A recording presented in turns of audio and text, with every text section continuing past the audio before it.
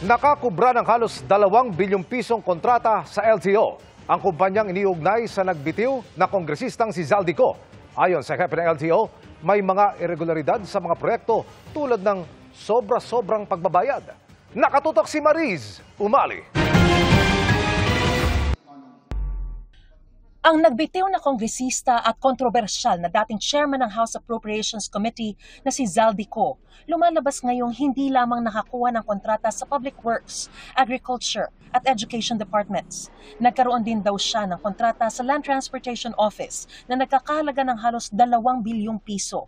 Ibinunyag ni LTO Chief Assistant Secretary Marcos Lacanilao, meron umanong irregularidad sa 3 proyekto ni Ko sa ahensya. Highlighted the deficiency and non-compliance with the contract requirements and specification on non-utilization, underutilization of various components in the facility, and improper computation of the contract results in overpayment amounting to 26,993,332. Nagagalit ang ating Pangulo. Hindi ho birong pera ng gobyerno. Hindi po siya maliit na halaga.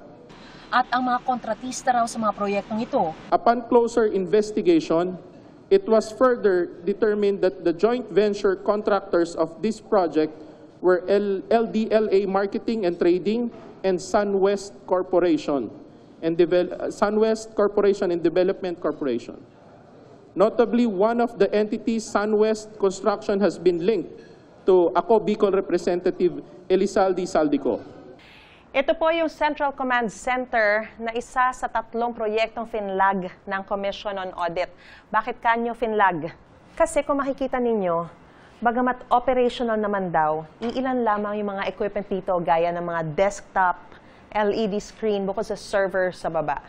Pero nakakahalaga na raw ito ng mahigit 900 million pesos. Pinaiimbestigahan na ito ngayon ng LTO sa Independent Commission for Infrastructure o ICI at Office of the Ombudsman para masampahan ang kaso at mapanagot ang mga sangkot.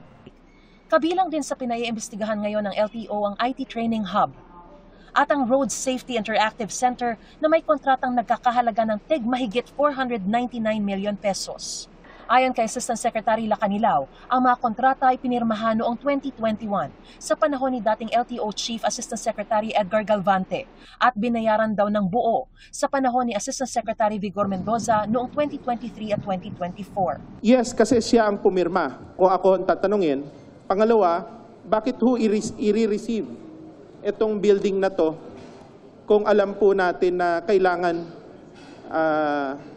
maimbestigahan? Si Mendoza ay giniit na walang irregularidad sa pagbabayad ng LTO sa mga proyekto.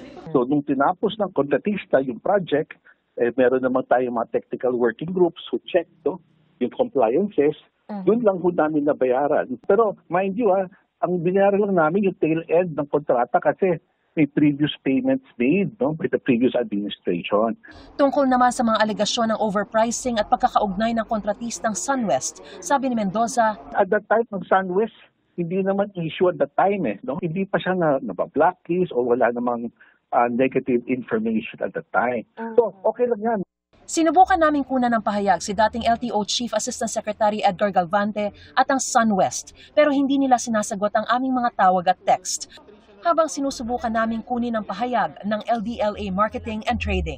Para sa GMA Integrated News, Mariz Umali, Nakatutok, 24 Oras.